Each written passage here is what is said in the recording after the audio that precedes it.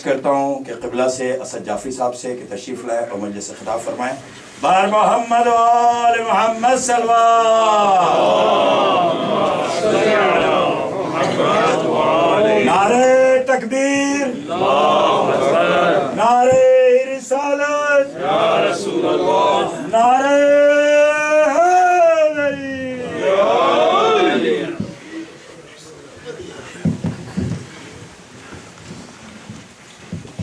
Mic, ये बड़ा वाला माइक जो है इसे बंद कर दीजिएगा, शुक्रिया।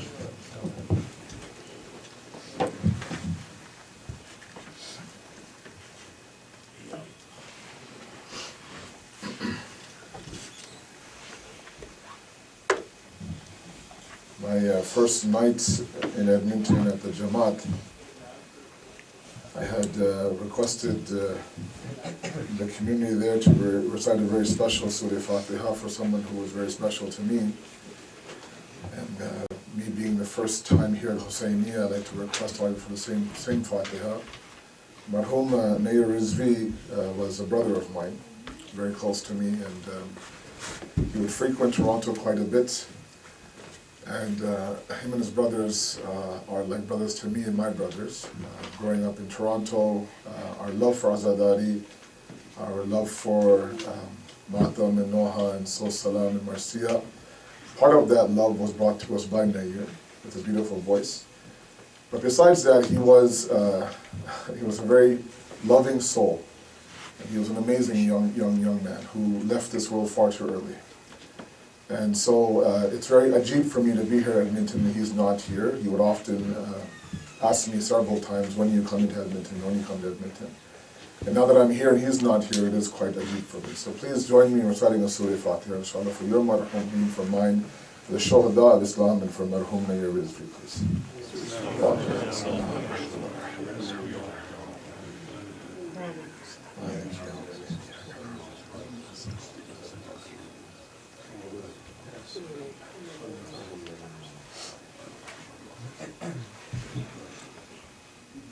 أعوذ بالله من الشيطان الرجيم بسم الله الرحمن الرحيم الحمد لله الذي لا يبلغ مدحته القائلون ولا يحصي نعماءه العادون ولا يؤدي حقه المجتحدون الذي لا يدركه بعد الحمام ولا يناله غوص الفطن ثم الصلاة والسلام على أشرف الأنبياء والمرسلين حبيب قلوبنا وطبيب نفوسنا وشفيع ذنوبنا سيدنا ومولانا أبي القاسم محمد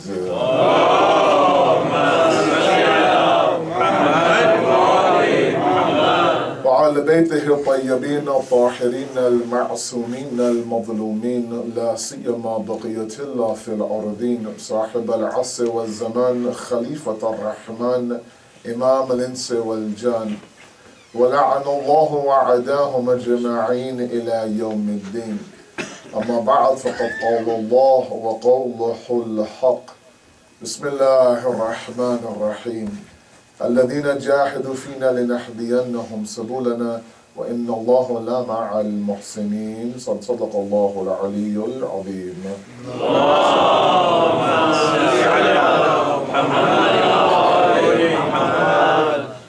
The topic that I began at the Jamaat 2 nights ago, I'll continue tonight, is stress management in Islam. And tonight is our third lecture on this topic. Inshallah, moving forward until Tuesday, I will continue this topic in my next 3 or 4 lectures that I'm here in Edmonton with all of you. It is a pleasure, an honor for me to be here in Edmonton for the first time. And there's been, several attempts at me coming here by Najm Bhai and others as well. Alhamdulillah, it's an honor for me to be here with all of you Mu'mineen brothers and sisters. The topic that I had chosen, and you should know that the most challenging thing when you visit a community, especially for the first time, is to choose an appropriate topic. Because the reality is that these days of Ayyam Azah are extremely crucial and should be those days where solutions are presented to the community. This member is meant for salvation and for bulandi. The word member itself in Arabic comes from nabara in Arabic.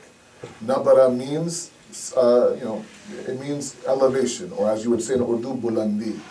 So a mimbar is a wasiliye bulandi, an avenue for elevation. Not this idea that the member now causes fitna and fasad or now begins to create issues within the community. The reality is that there's a lot of issues that we are facing at all levels, not just youth. Whether you are a parent of a youth or you are a youth itself. It's so nice to see so many young people here tonight. By the way, it's very nice for me to know that you choose to spend your Friday night with me. Alhamdulillah, may Allah bless all of you, inshallah. For their tawfiq, wallah, salawat ala Muhammad wa ala Muhammad.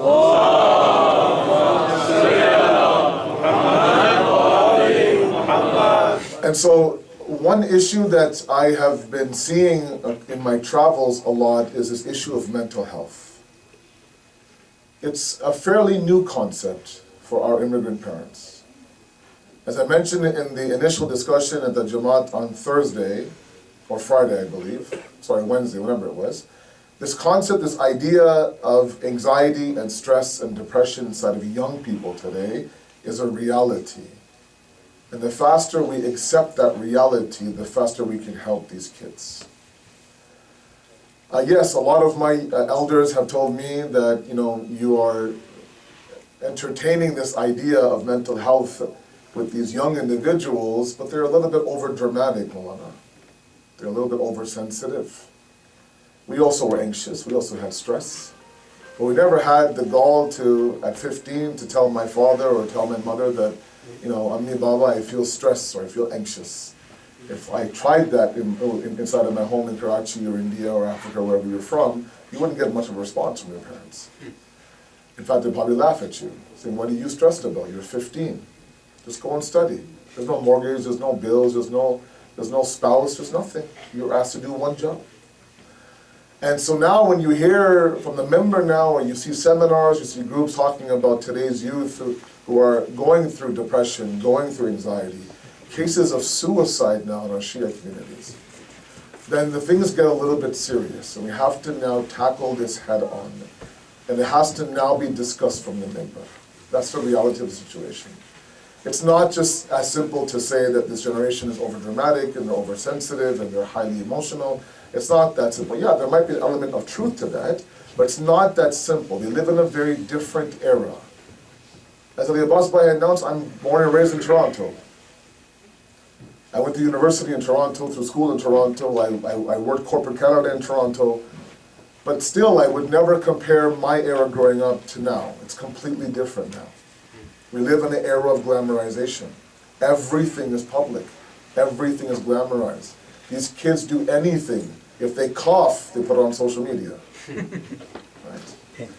If they sneeze, I have to hear about it. Right? And because of that, many issues now come about. And one of the issues is that their acceptance and their validation and their self-esteem all is on the virtual world that they're depending on. On top of that, bullying, cyberbullying, it takes one post against one individual, and their life could be ruined. So it has to be understood. I know 16-year-old kids who are on antidepressant medication. I know 17-year-olds who go see a counselor twice a week. There are cases within our own Shia Ithmashri communities in North America of suicide.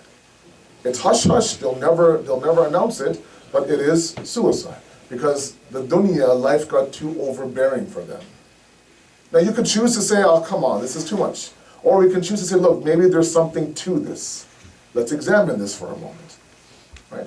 I've had parents call me and say, look, there's been a behavioral change in my child. Right? He comes home from school, he goes right to his room. The door is closed now and he'll never come out. He comes downstairs, eats for 15 minutes, goes back upstairs. And the door is closed. What's he doing, how he's doing it, who's doing, no idea, nothing. If we ask him, he just blows us off. And we simply chalk it up and say, oh, khamosh mizaj bacha hai maulana. It's not that simple. It's not a khamosh mizaj bacha. There's a change of behavior that means there's something going on with him.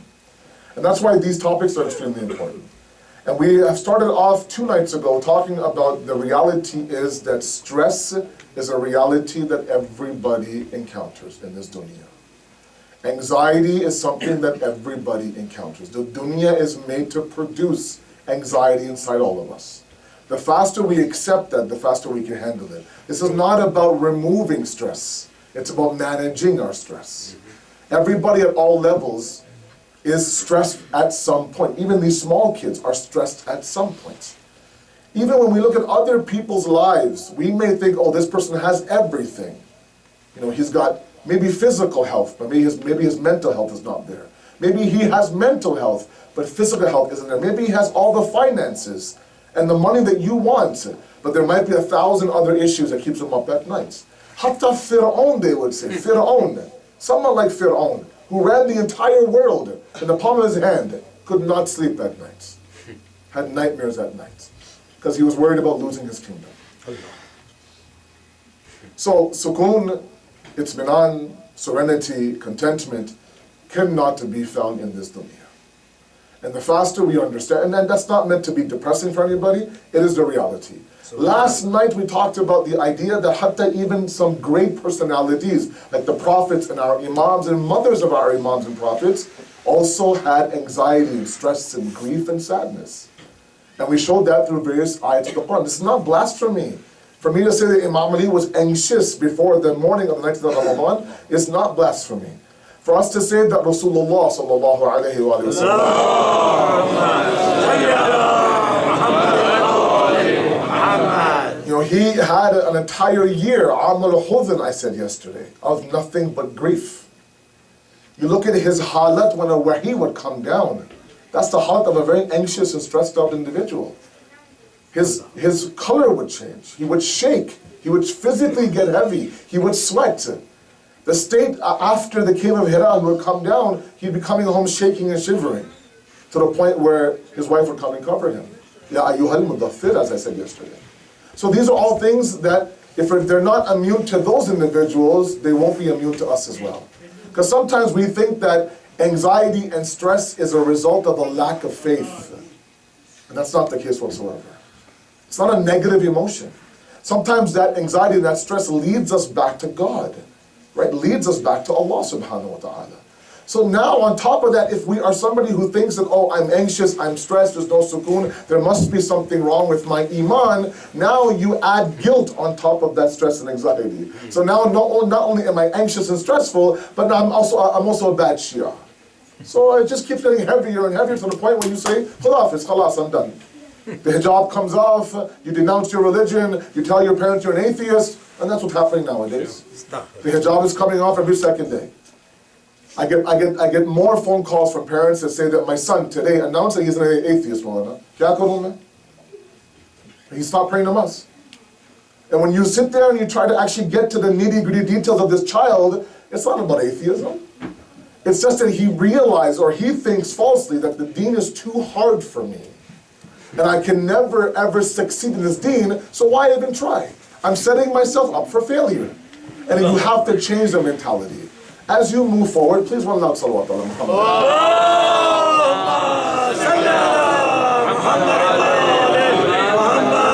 Those who are there to my right, please come in the middle here. Once you're in the hall, you're in the hall. You can't leave me now. Please. Not 1 foot in, not 1 foot out. You're here, you're stuck with me now, mashallah. Please come.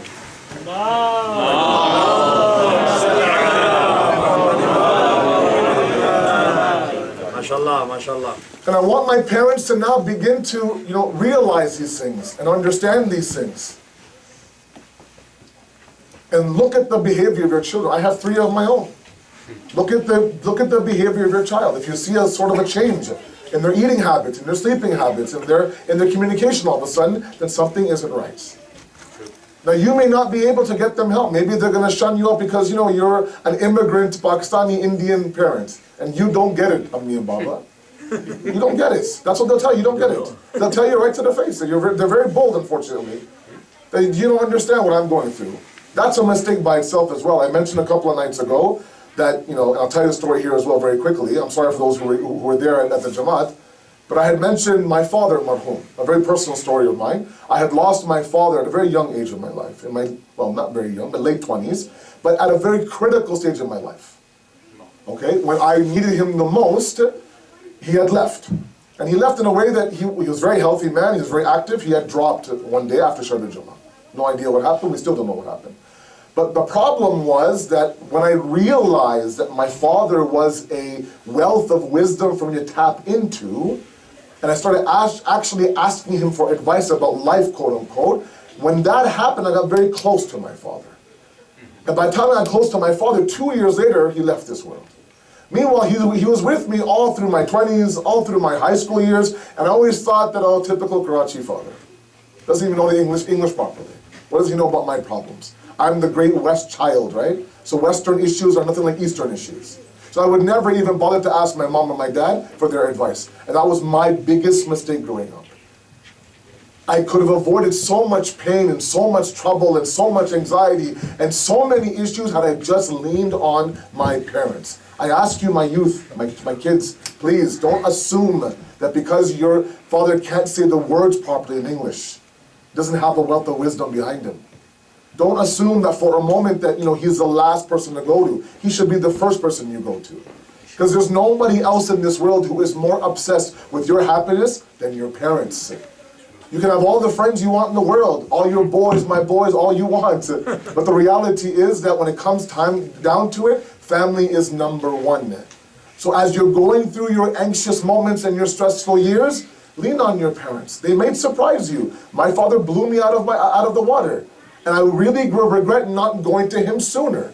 Everything from my housing decision to when I should get married to where I should work, I would ask him every single detail.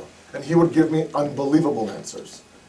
This is a man who left his comfort in Karachi to come and set up shop in Toronto and learn a new language. And many of you did that here in this room.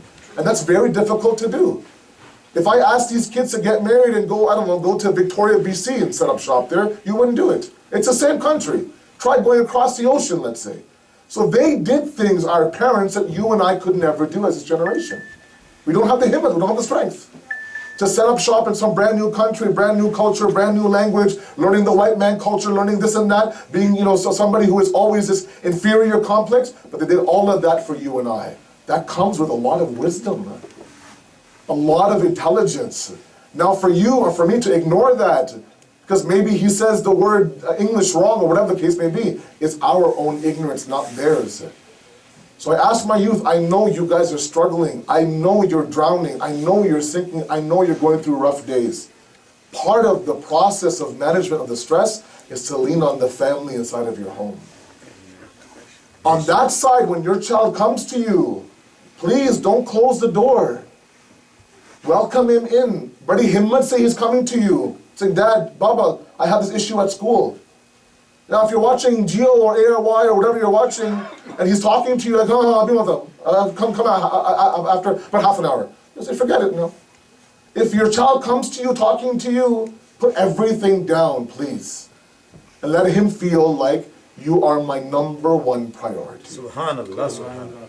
The Holy Prophet sallallahu alayhi wa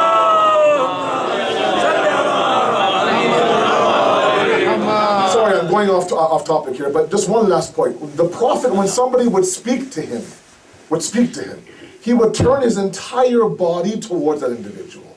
Meaning that he would not only look them eye to eye, but the body would be facing the same body. Meaning what? Nobody else matters. What you're saying to me is number one for me. It's not that they're talking to me, I'm looking here and giving them jawab like this. No. You're telling the person, look, I know what you're saying, but it's not really important to me. So it's a two-way street. Sallu ala Muhammad wa ala Muhammad.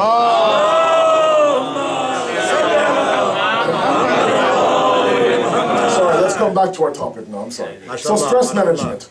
What I want to speak about tonight are causes of our stress and our anxiety. I'm not a counselor. I don't pretend to be a professional or an expert in this field. But there are a couple of things that we can definitely talk about tonight that might trigger some thoughts inside all of us. The first thing that sometimes stresses individuals out or causes anxiety is the concept of them not letting go of their past. Okay? So I talk about hope, I talk about forgiveness, I talk about tawbah, istighfar up here, and you hear a 45-minute lecture from me on the topic of tawbah, repentance, how much Allah loves you, and you're thinking in your mind, this guy up there has no idea the life that I've lived. He has no idea the mistakes that I've made. He has no idea the sins that I've committed. Yeah, you talk about hope, istighfar, repentance, tawbah, atubu ilayh, go back to him, but there's no way that God would accept someone like me who is burying myself in my sins. So what do we do now? We live in the past, and we've convinced ourselves that my past is too powerful to be forgiven by God. I'll give you a very simple example, okay? This water bottle, not very heavy, okay? I'm holding it right now. Correct? It's not very heavy. If I was to hold this now for half an hour straight, it gets a little bit heavier. Yeah. If I was to hold this water bottle for an hour, it gets heavier. A few hours. If I was to hold this bottle like this for 24 straight hours, my arm will start to feel numb. And eventually I may even cause damage. The exact same water bottle, the exact same weight that a kid can pick up right now, but because I'm holding it for too long, it becomes unbearable, the weight. Such it. Sometimes we make, and I'll use the word, sometimes we make small mistakes. But we hold on to them for way too long. To the point where that small mistake buries us, becomes unbearable, the weight. Because we don't quite understand that, fine, Allah has forgiven me, I get it, but I haven't forgiven myself. And Hadith says the moment that Allah subhanahu wa ta'ala forgives you, it's as if the guna never happened to begin with. It's not like you and I, somebody wrongs me, someone does some sort of badtamizi to me, I'll forgive them, but then in the back of my head, I'll click file and save. I'll save that in the back of my head. It's in a directory. Ali Abbas, there's a file there. I click on that. There's a file that says this is the date he wronged me. This is what he did. Now 5, 10 years later, if he does it again, I'll download that file. Say Ali Abbas, but this is strike number 2 now.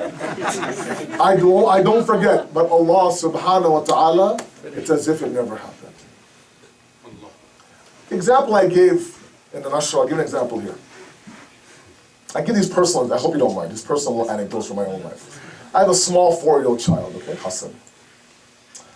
And Hassan likes to draw. He's a big basketball fan. Okay, he's like me, he's a big basketball fan. So he likes to draw, but he likes to draw on completely white pieces of paper. So he'll have his pencil ready. He'll say, Baba, I want some paper. So okay, I give him some recycled paper. He looks at both sides of it. Is there anything printed on either side? No, Baba. I want a fresh piece of paper. You have a printer in your room, the printer has some paper, I want that crisp white paper from the printer. Okay? So I give it to him. He takes it and he draws a small basketball in the corner of the paper, gives it back to me, because I want another one. I said, wait, hold on a second. Wait. He says, there's so much more paper left here now. Just wait. No, Baba, I want none. I said, okay, so I tried to trick him. Please follow the example. So I take the paper into the room, I take out my eraser, and I erase the little ball that he has written. He has drawn. I erase, I blow the shavings off, I go, here you go. But there's a remnant of the basketball inside of the paper. No matter how hard I tried, I couldn't fool my 4-year-old son. How hard I tried. I really scrub. He says, no, Baba, this is the same paper I used half an hour ago. You tried to erase my basketball. I want the fresh paper from the printer again. Kids are kids. When Allah subhanahu wa ta'ala forgives us, the paper goes back to how the paper was in the printer to begin with. Brand new. As if that basketball was never drawn on there to begin with. We have to start to believe in the fact that if Allah subhanahu wa ta'ala has forgiven us, then we need to move on. There's one message I want from my youth to understand, especially my older ones in the audience. Inshallah you're listening. Sallu ala Muhammad wa ala Muhammad.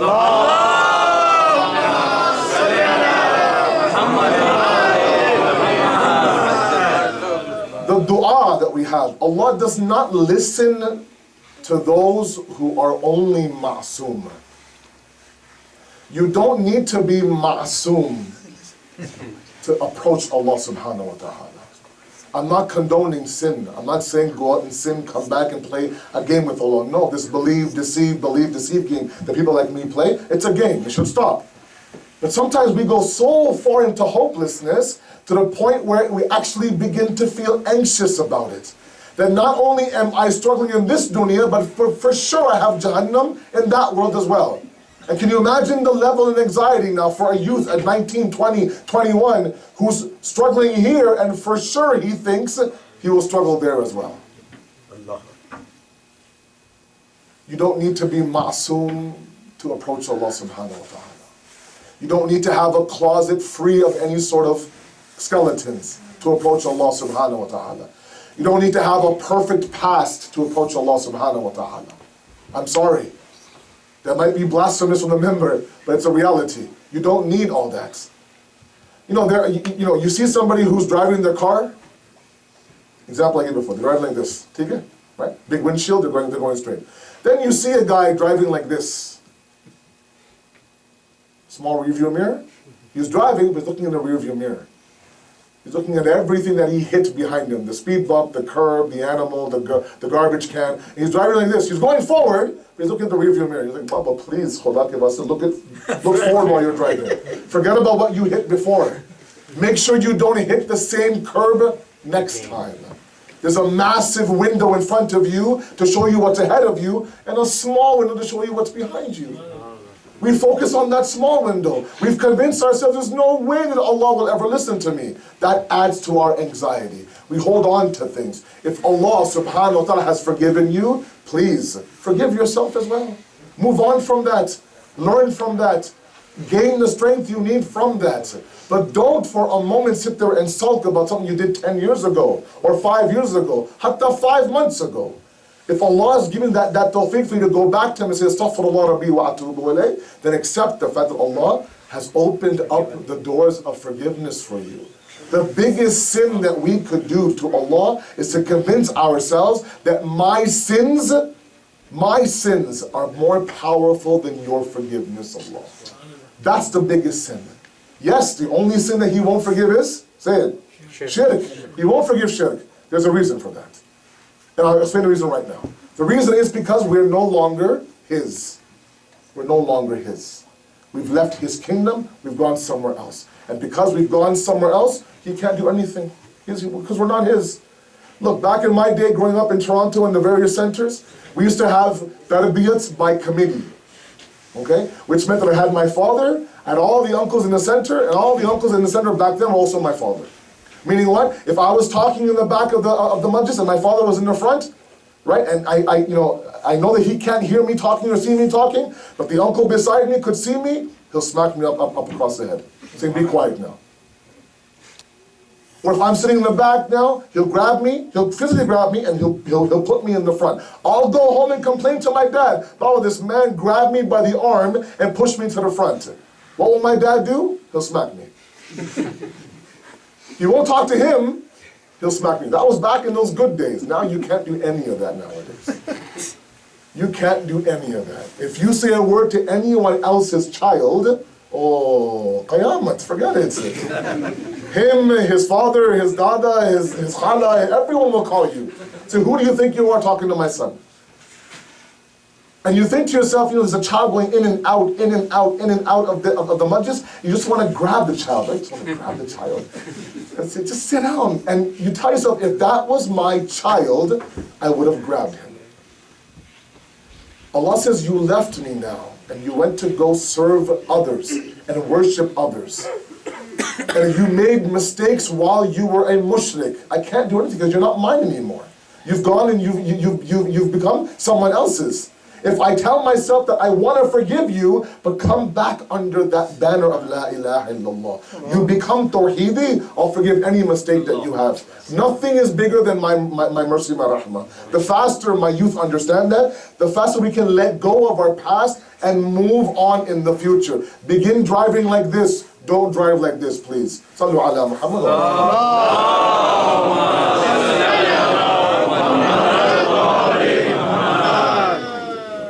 Are with me, inshallah? Okay. The first point of stress in our life, anxiety of our life, is the fact that we haven't let go of our past.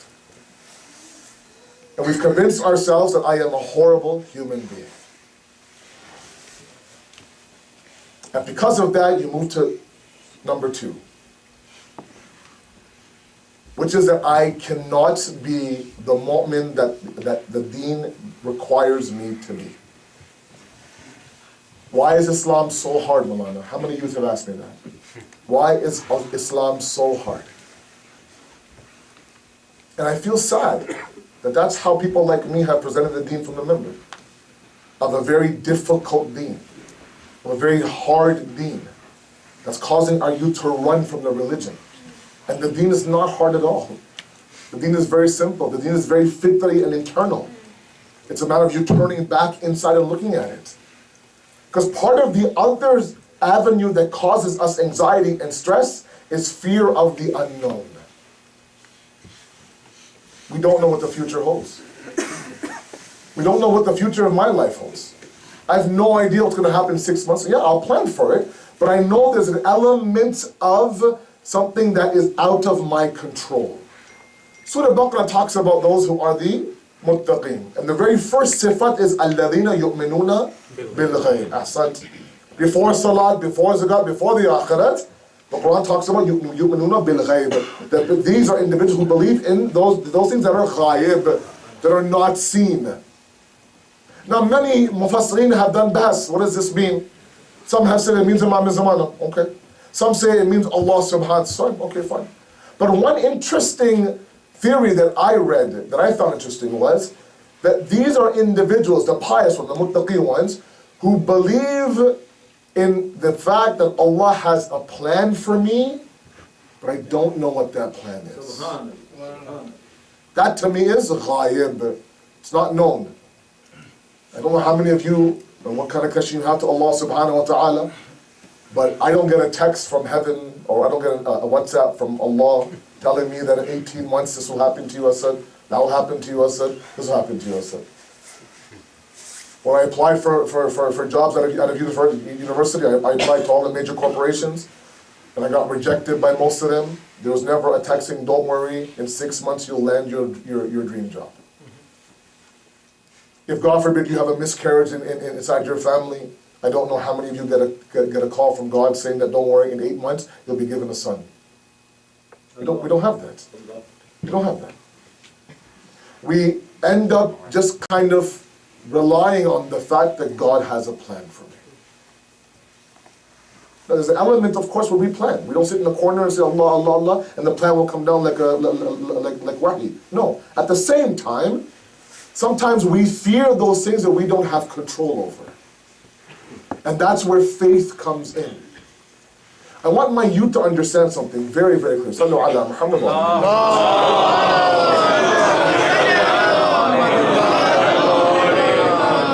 You know, there are people, I'm sure in your families, there are some in my family, who are constantly anxious, constantly have anxiety.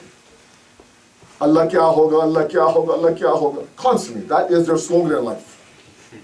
Their tears are on demand, they're always ready to have, their BP is always high, their cholesterol is high, everything is always high. For no reason, bila wajah, everything's going smooth and going well. Even during their happiness, they really can't quite become happy.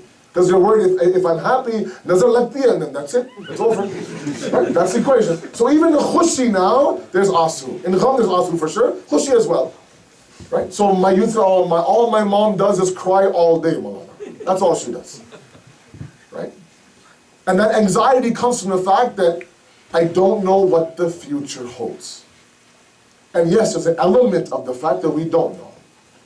But we do know the one who has the plan inside of his hands. We do know Allah subhanahu wa ta'ala. We do know that He is not out to get us. He's not the enemy. مَا يَفْعَلُ اللَّهُ بِعَذَابِكُمْ. Allah says, what would I do? What would I gain, the Quran says, by punishing you? The question is a very beautiful one. Do you think I created you to punish you? Do you think I'm sitting up there laughing at you as you're going through your struggles? Do you think I enjoyed the fact that you're always stressed and always anxious? You know, your need is kharab and your khana is kharab and everything is now going out the window. You think I enjoy that? No, I don't enjoy that. But there has to be an element of submission. And this is where the disconnect happens between my youth and Allah.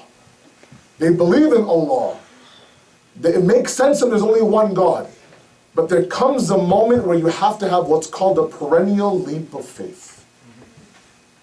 Where that connection between knowing Allah and worshiping Allah has to be made. And that sometimes is not being made. Because sometimes you want to worship Allah with the aql, when worship of Allah resides in the heart and the qalb. So while it makes sense to me why there's only one God in my aql, it's my heart that will take me to the musalla and inside sujood. And if that qalb is not there, if that heart is not there, then we end up asking questions, why do I have to pray 5 times a day? God knows that I know Him. God knows that I worship Him. Why do I need organized religion? It's a huge movement right now. There's a huge movement in the church right now called SBNR. Spiritual but not religious. Meaning what? I believe in God, I believe in a higher power. I don't need organized religion. What if I do wudu over here instead of up here? What's the big deal? Huh? What if I don't go for Hajj? What if I don't pray? I mean, I'm a good person. I haven't killed anybody. I'm nice to my family. I'm nice to my fellow community. Is that not enough for God? Does He require me to praise Him all day, 5 times a day? Does He really want me to fast in the heat of the Edmonton summer?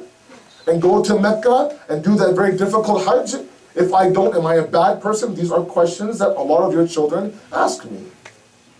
Why do I need organized religion when I have the spirituality already? And it brings me to the point when shaitan approaches Allah, says, Allah, look, I will do whatever you want me to do. Just don't ask me to do sajda in front of Adam. I'll do anything. I just don't want to bow down to Him. And the response by Allah is a lesson for you and I both. He says to Shaitan, Shaitan, you are to worship me, but you don't tell me how to worship me. I tell you how to worship me. Because I'm the one being worshipped. And I'm the one accepting your worship. So we can think about the idea of SBNR and the idea of organized religion, but when Allah subhanahu wa ta'ala is saying that sometimes that Khuda Shanasi cannot be achieved until your forehead hits that khak of Karbala, and you say Subhana Rabbil Ala wa bihamdih, then let's hit the khak of Karbala, let's say Subhana Rabbil Ala wa bihamdih. That Allah that we are really aiming to please is telling us what the avenue of the path is. That this is the path towards my pleasure. No, Allah, I'm going to go this way. Baba, don't go this way. Allah's saying go this way. It's like somebody calls you, I want to come to your house. Sure, inshallah, come for coffee, sure. This is my address. This is the best route you'll take. Okay, thank you very much. I'm going to go this way, Malana. Baba, you're coming to my house. I know which route to take. You go this way, you end up 3 hours out of the way, and eventually you will come to my house. Allah saying, come to me towards worship, towards ibadat. We're like, no, I'm okay. I don't need to pray salat or fast or give my khums or go for hajj or this and that. I'll go this way. I still believe in you, God, but I believe in you this way. What kind of belief is that? Right? So we have to understand the concept and the idea that there is a plan that Allah has for us. And the faster we submit to that plan, the better it is. And I really want my youth to understand that Allah subhanahu wa ta'ala recognizes it as everyone's capacity. Let me spend a few moments on Sallu ala Muhammad wa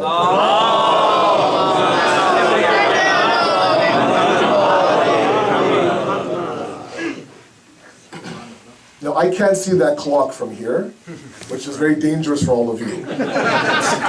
It's a Friday night, and I'm just warming up. This is only my muqaddamah, God forbid. So please get comfortable, inshallah. Those who just came late, nice try. You still have an hour to go.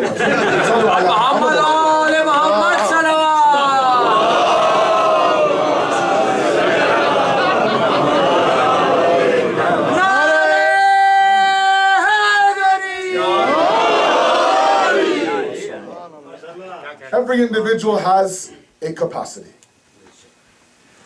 The Holy Prophet says, worship Allah subhanahu wa ta'ala to the best of your ability. It's a beautiful tradition to my youth. To the best of your ability. Not the best of that person's ability. Not the best of your spouse's ability or your sibling's ability. To the best of your ability. But do haq ada that ability. And make sure that you are doing your best. There are some people who will spend their entire life simply trying to wake up for Fajr. They'll set 3 alarms, they'll read Surah Kahf, Ayatul Kursi, everything. They'll spend their entire life just making sure that I don't wake up after the sun rises. And that's their jihad. Then there are those individuals who will spend their entire life making sure I don't miss one namaz-e-sham. Then there are those people who try to get through 1 month of Ramadan without missing one fast. At least are men. Then there are those who say, you know what, I never want to not fast on a Monday or a Thursday. The issue is everyone has their own respective level of capacity when it comes to Allah subhanahu wa ta'ala. And Allah subhanahu wa ta'ala understands that capacity very well. But the example I'll give you is a very simple one. We have chai here. We'll serve chai in a moment because without chai the majlis is batil. Chai is lazmi. It's wajib kifai, right? So you have jugs of chai. Okay, so I want you to imagine now, back in our day, we used to make chai, we used to, wash the patilas and we used to serve the... So I want you to imagine I have this jug that's about 2 liters. Okay? And I have to make sure that all the jugs are filled by the time the ziyarat is done. Because there's going to be a big rush now coming towards the chai station. So 2-liter jugs. Now, the guy beside me helping me do the chai, please follow the example. He now brings a 5-liter jug and attempts to pour the 5-liter jug inside the 2-liter jug. He keeps pouring and keeps pouring. After all, 3 liters are what? Will overflow. 1 time, 2 times, 3 times, 5 times. I would say, look, come here. Come here. You're trying to attempt to put 5 liters of chai into a 2-liter jug. Okay? That's not a very aql thing to do. Okay? It can only fit 2 liters. Give it only 2 liters. It cannot take beyond that. Only expect it to hold 2 liters. Sometimes we think that Allah subhanahu wa ta'ala expects more from me than I can give him.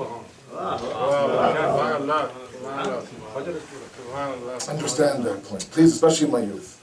I can't do what God tells me to do, Asad. All the time, that's all I hear. I can't do it, I can't do it, I can't do it.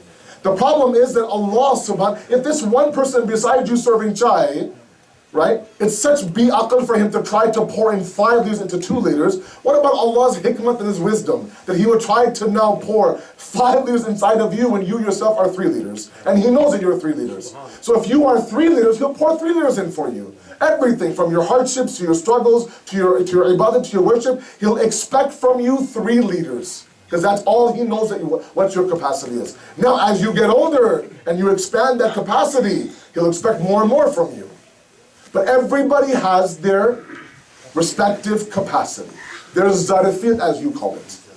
Their capacity. Allah expects you now to work within your capacity. Okay, if you spend your entire life just simply trying to nail Fajr down, then do that. That's fine. Allah does not expect you and does not compare you to anybody else. They have their path, you have your path. لِكُلِّ شَيْءٍ طَرِيقٍ. Everything has a path, the Prophet says. And you and I also have our respective paths. It's good to aspire to be great, but the idea here is for you to embrace your path and worship Allah on your path. Now, the question is that we don't know our capacity. We don't. No one told me, says, you are a 3-liter jug, he's a 5-liter, he's a 2-liter. He said, no one told me. I have no idea. So how do I find out? How do I find out what capacity I'm at? Part of the process in which we can find out what capacity we're at is when we go through stress and anxiety. Please follow me. It may sound weird to you.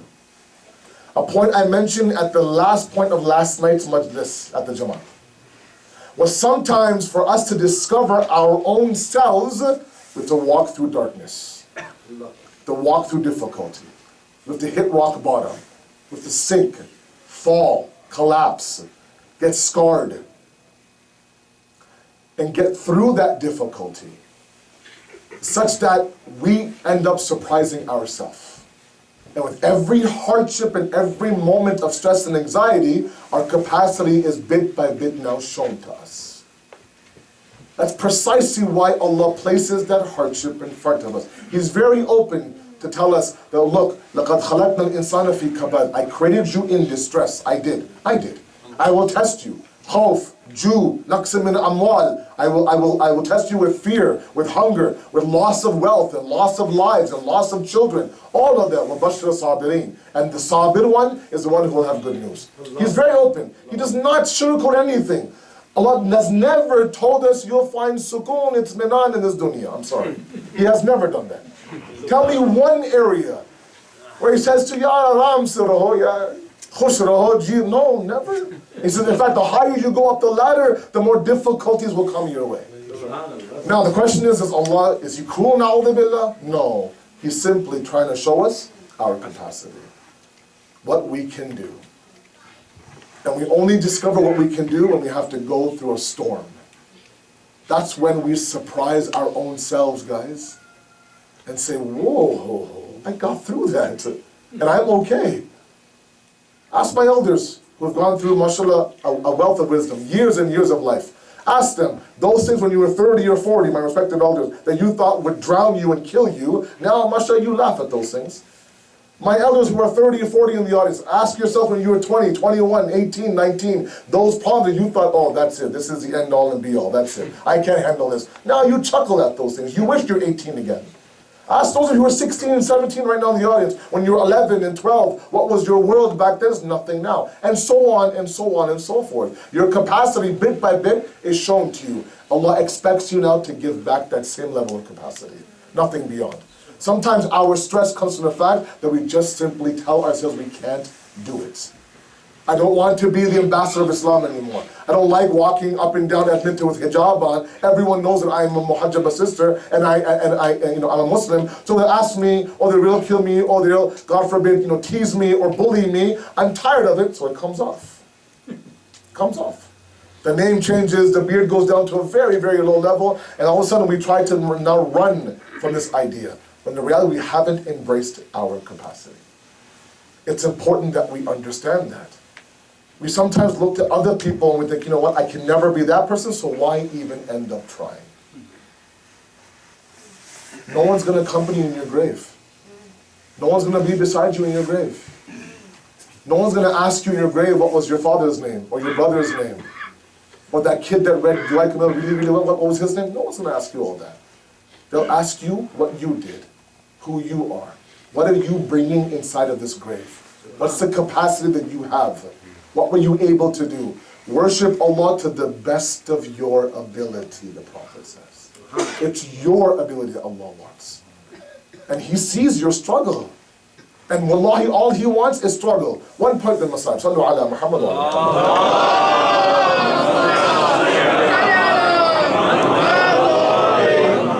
This example I gave last year, the first Ashar, I'll give it here again in the Masajid, inshallah. One thing I want my youth to understand is that Allah subhanahu wa ta'ala is not result driven.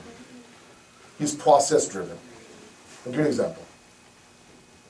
We live in an environment in the West that's all based on results. It's all based on results. Imagine, if you will, that you give your resume, let's say, to Amazon or Apple or Google, let's say, for example, and then look at your resume, and under the education header, it says that never really completed my undergrad, but I tried really, really hard. I swear to God, I tried really, really hard. Period. Like, okay, thank you very much. Will that get you anywhere in life? No. Result driven. And sometimes we think that that's how God is. Allah's not like that. Allah's process driven. The example I gave before, I'll give now is Nabi Nuh. Please follow very carefully. And I don't mean any disrespect by this example, just to make the point clear to my youth. Nabi Nuh alayhi salam did tabligh for 900 plus years. It's a long time. 900 plus years, constantly saying, La ilaha illallah, La ilaha illallah, one God, one God, one God, one God, one God. That's what he was selling. He was selling one God. Okay? How many customers, how many people bought this one God? Some say 80. Let's say 80 was the biggest number I've seen. Some say 8, some say 80. Fine, let's go with 80. Okay, 80. 80 people said to Nabi Nuh, fine, I will buy your tawheed. No problem. So 900 years of sales. 900 years of sales, and he made 80 sales. Now I want you to imagine, again, no disrespect, imagine now, after all of that, Allah calls Nabi Nuh into his office. Says, Nuh, come on in. Park your ship outside and come on in. He does a performance review of Nabi Nuh. No disrespect. Performance review. Big, a board table. On one side is Allah, on one side is Nabi Nuh. Allah's reading now his report. And he says, okay, you were my prophet for 900 plus years, and you made 80 sales. 80 sales. If it was a corporation today, thank you very much, good luck in your future endeavors. If Allah subhanahu wa ta'ala was result driven, he would have fired Nabi Nuh as a prophet. Instead, he gives him a promotion and makes him one of the ulul azam prophets.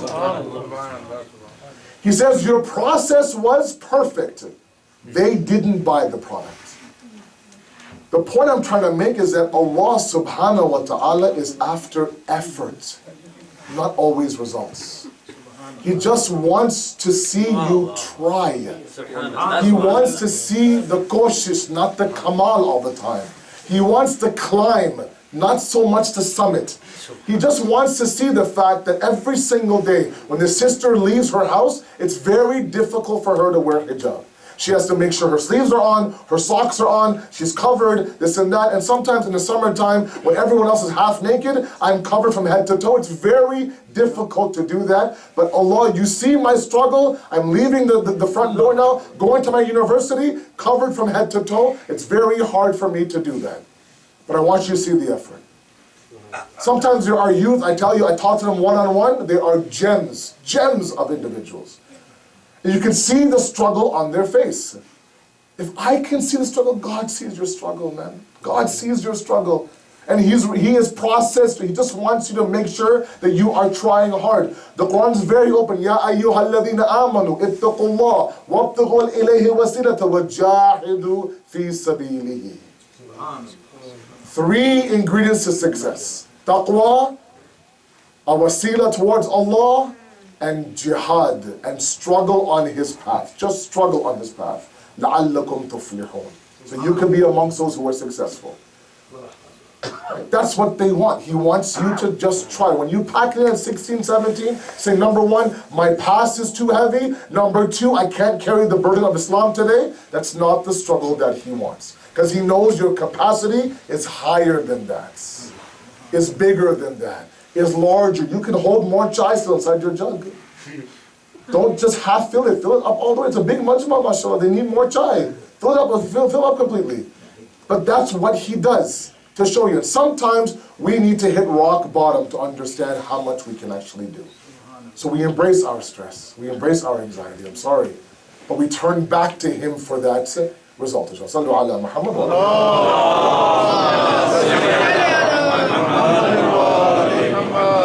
And you look at the heroes of Karbala. You look at the journey post Ashura. And you look at the role of Bibi Zainab.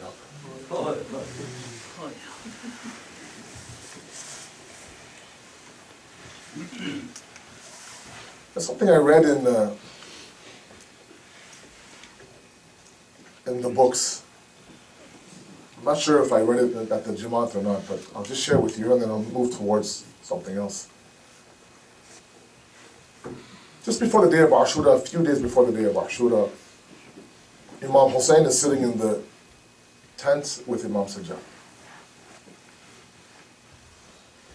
And some say he was either cleaning his sword or he was stitching his clothing or he was doing something with his armor perhaps. And he was reciting poetry. Imam Hussain was. And the mafhum and the khulasa of that poetry was that he was complaining to the dunya. The dunya, you have turned your back against me. Now it's no longer worthy for me to live in this world under this situation. And begins to complain to the dunya. When Imam Sajjad heard this, he became very upset. He went and he told Bibi Zainab. Bibi Zainab asked Imam Hussein to come towards her khayma. And she asked Imam Hussein that, Bhaiya, this poetry that you're reciting inside the khayma, it's almost as if you're preparing us for your shahadat. Has that day arrived now that you'll leave us? And he says to Zainab that, yes, in a matter of days, that day, that moment will arrive. And they say that she cried so much that she became behosh. Before Ashura. When Imam Hussein woke her up and she regained consciousness, the books now tell of a conversation that Imam Hussein had with Bibi Zainab. I don't know exactly what was said, but what I do know then at that moment was that after that conversation, Bibi Zainab never cried like that again. To the point where she lost consciousness.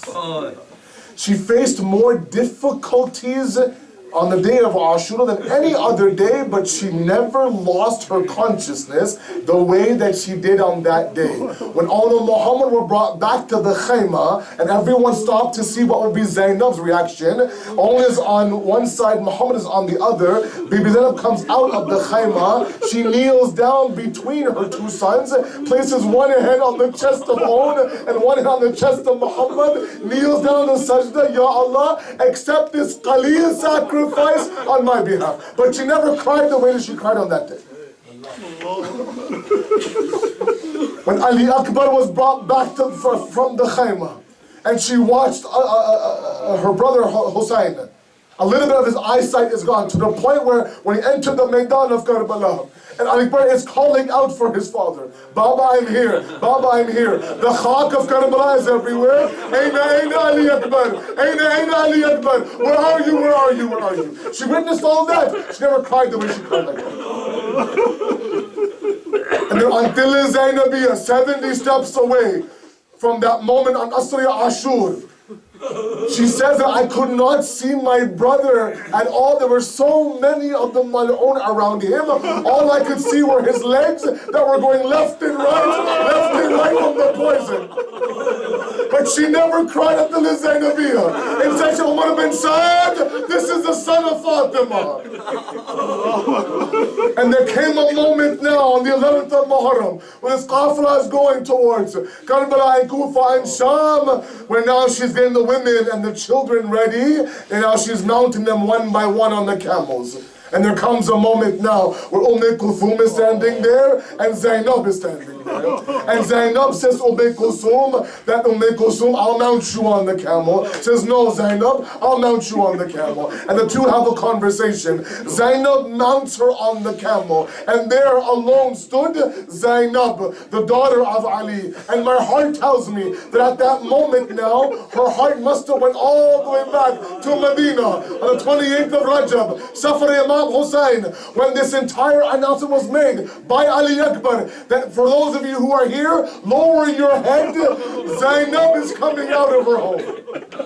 And this istiqbal that was there for Zainab, on one side was Qasim, on one side was Ali Akbar, on one side was Abbas. Hussein himself came forward to mount Zainab, such prestige, her warriors around her. But Zainab, that was Medina. This is Karbala. Abbas is not there, Qasim is not there, Hussein is not there. There comes a moment, they say, where she looked towards the Maidan of Karbala, but my heart says that she didn't look at Ali Akbar, didn't look at Hussein even. She must have looked at the banks of Furat and said, Abbas, your Zainab is about to mount this camel. I never thought that day would come where I have a brother like Abbas, and I'm going towards Kufa.